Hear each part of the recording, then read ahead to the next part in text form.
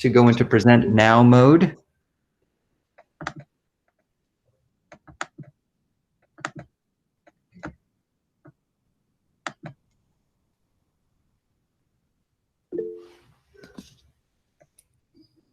Okay, can everybody see my screen?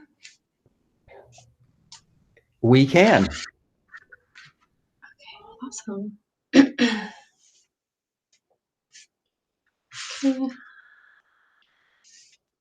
Alrighty then. Hello everyone, my name is Shannon Kimbrough and I'm a senior English major, and I chose to conduct my research on book movies and the convergence of novels and film. So I first became interested in this topic after reading Truman Capote's In Cold Blood in Dr. Brent's capstone class. This novel has been a creative inspiration to me and how I want to continue crafting my own writing style in the future, as I was still unsure exactly what I was interested in writing post-graduation. And I also was inspired by reading about book movies in an article written by Tyler Keeble. Dr. Brent had our class give presentations on secondary sources earlier in the semester, and this happened to be the one that I chose. And the idea of book movies was very intriguing to me, so I wanted to do some further research into it.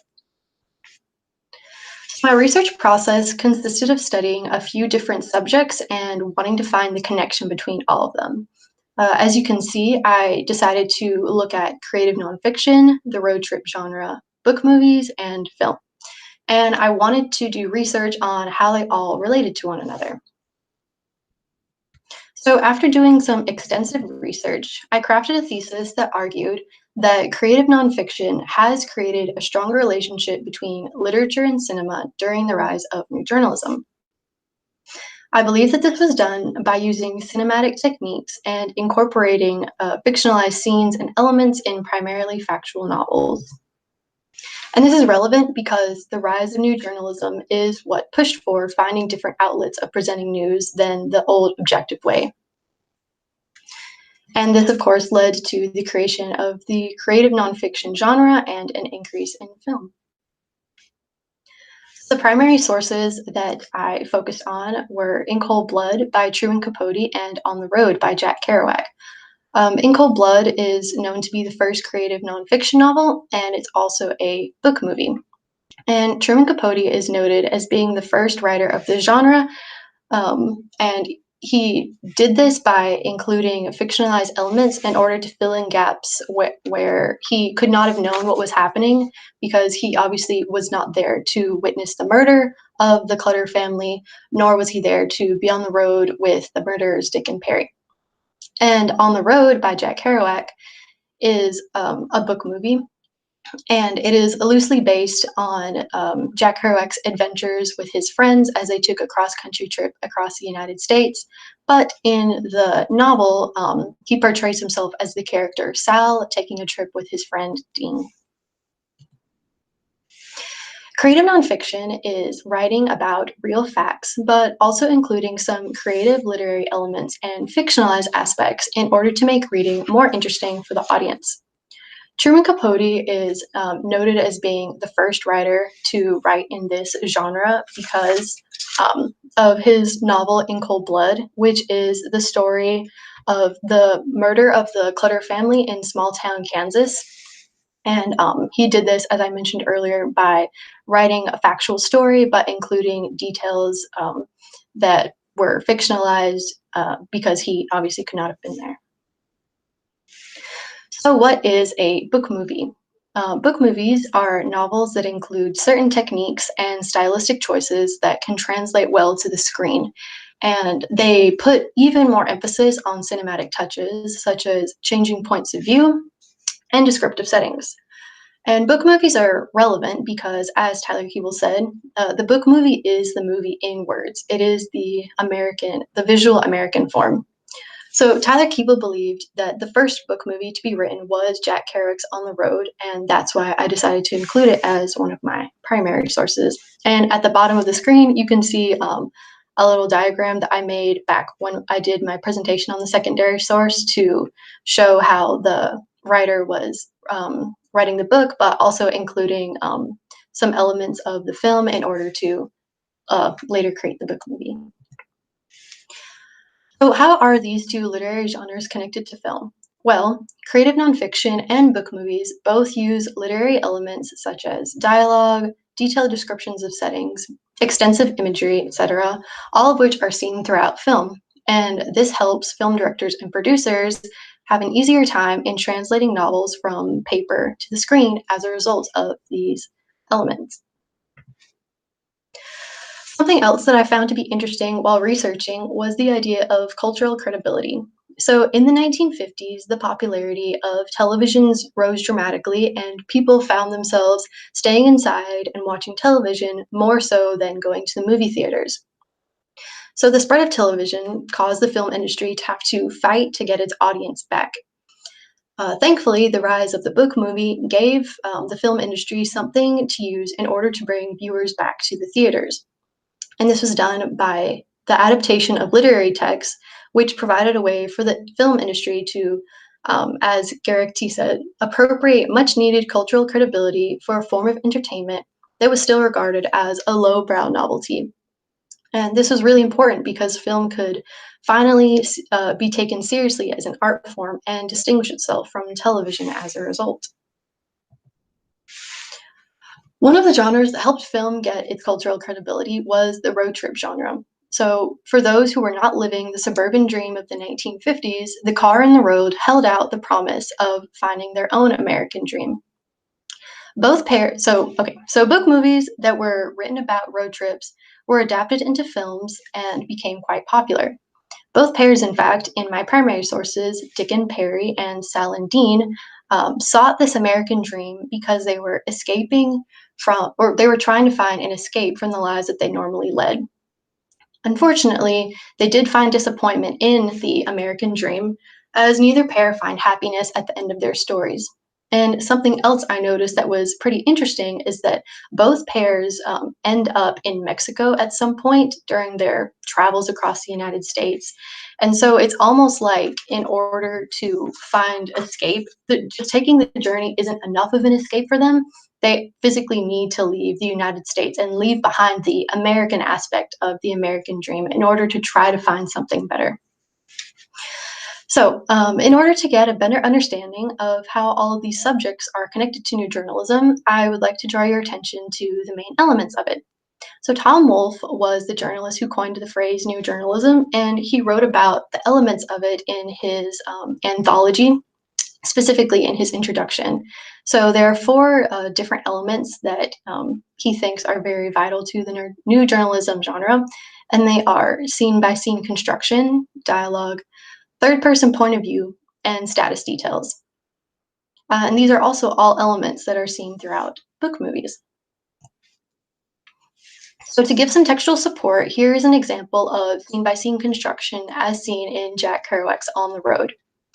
As I labored at this absurd task, great Klieg lights of a Hollywood premiere stabbed in the sky, that humming West Coast sky. All around me were the noises of the crazy Gold Coast city, and this was my Hollywood career. This was my last night in Hollywood, and I was spreading mustard on my lap in the back of a parking lot, John. So we as readers can clearly hear the sounds of the West Coast, cars honking, city commotion, and these are the kinds of details that directors can use to change this scene from written text to on-screen action. It's easy to picture the camera panning in on Sal, sitting and spreading mustard on his lap in the back of a parking lot bathroom while we, as watchers, humorously view him. Third person point of view is also used throughout book movies and new journalistic texts in order to give the reader or watcher an understanding of what is going on with each of the characters' perspectives instead of just focusing on one perspective. So an example you can see in Truman Capote's In Cold Blood. Heretofore, Dick had always encouraged him, listened attentively to his talk of maps, tables of treasure, but now, and it had not occurred to him before, he wondered if all along Dick had only been pretending, just kidding him. The thought, acutely painful, passed, for Dick, with a wink and a playful jab, said, "Sure, honey, I'm with you, all the way." Third person point of view is also the perspective of a director in the film. And it's beneficial to them in order to help create a scene that allows the audience to see everything that is going on from the like overall perspective rather than just the perspective of one particular character. So status details are descriptions of things that the audience can relate back to a particular character. An example of this is the red hunting hat that Holden Caulfield wears in A Catcher in the Rye. In Cold Blood, readers can see that a status detail Capote makes apparent to the audience is Perry's love for useless things. Perry constantly keeps a pile of souvenirs and useless junk with him at all times, even when it becomes tiresome to transport across their journey. But the big question and source of heartache was what to do with his much-loved memorabilia.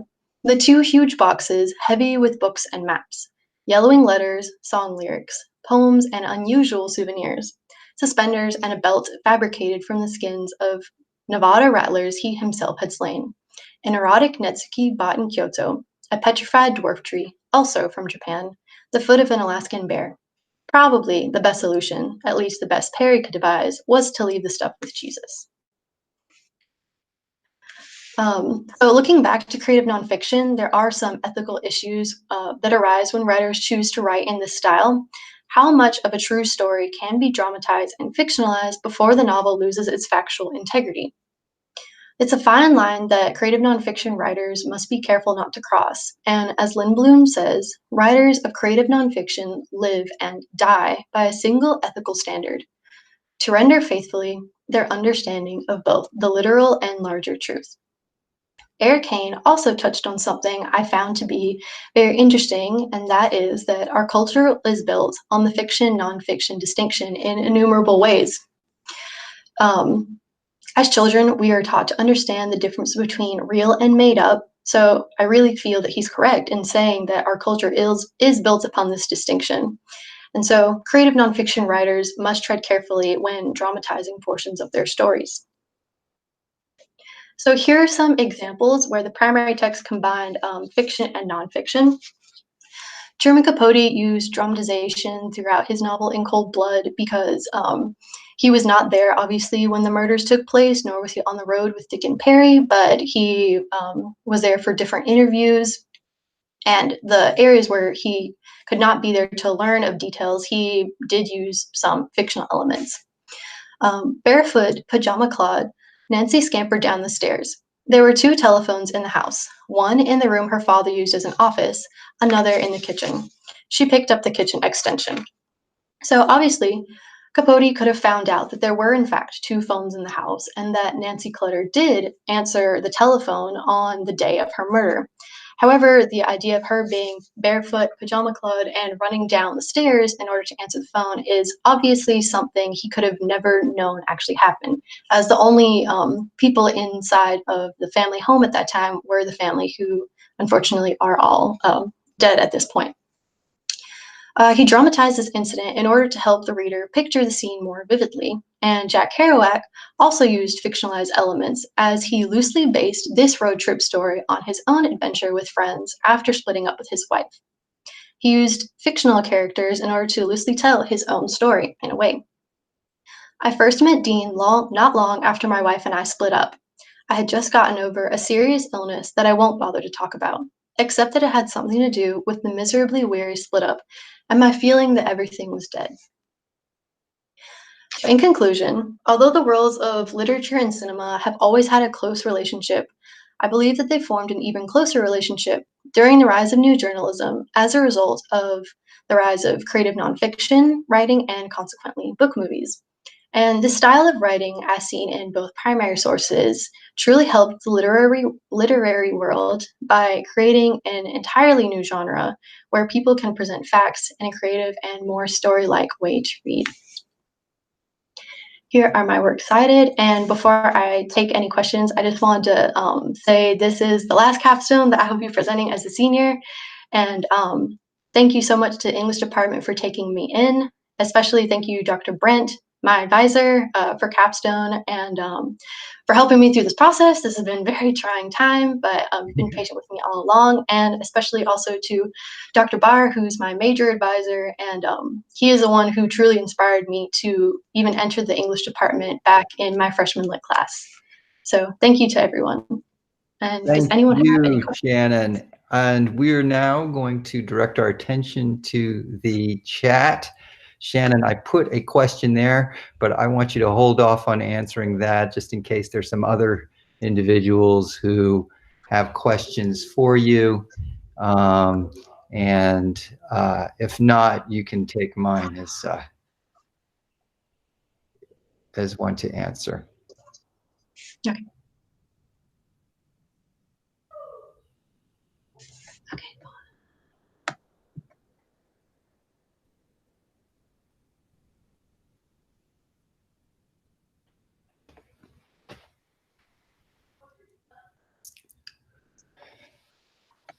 So to answer Dr. Taylor's question, I feel that using the cinematic techniques in book movies helped with the ability to tell, like to truth tell, because in a book, you know, there are certain aspects that we can read and only picture because it's impossible to create into a film.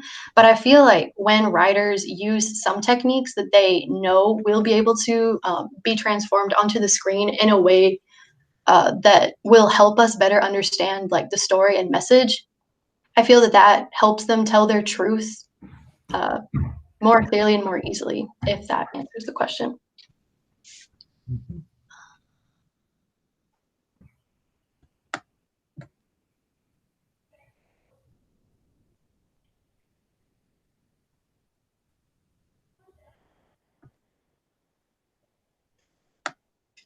Dr. Brown, I'm going to answer yours. Creative, interesting. I think that filmmakers were willing to risk the fiction nonfiction line mostly because they wanted to do anything that was possible just in order to bring people back to movie theaters in the first place. And I feel like a lot of people see movies as an escape. And so if there are things going on maybe that are kind of letting us forget, you know, the difficult times that we're in, even if they're not exactly true, we kind of seek that out.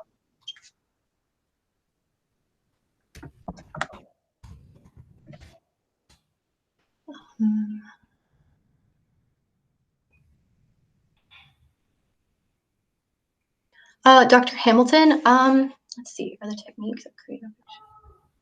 I think the techniques of creative fiction, I don't know if it's so much about making the real credible as it is about trying to make more people be interested in reading about the real, if that makes sense. So, you know, some people, maybe they saw a journal article, like in the newspaper, about the Clutter family murder, for example, Truman Capote, and maybe that's the only time they ever thought about it.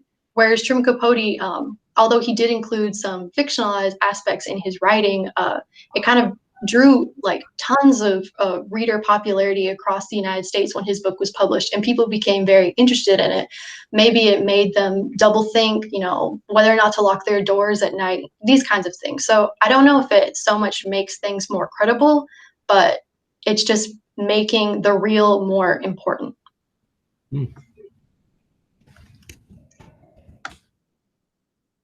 Thanks, Dr. Barr. I'm glad Max liked it. Okay, well, listen, I think we have had some terrific presentations today. If everybody would join me in giving a round of gratitude and applause for our presenters. Yay! Thank you, capstone students, for your patience with me. And we have another presentation actually in 8 minutes. And I'm actually going to ask Robert Stutz to turn on your mic if you're still here, Robert, and let us know, are we going to start right at 4 or would you like to delay? I think that we will probably start 1 or 2 minutes after 4, I think. Okay. Okay, very good. All right, well, this concludes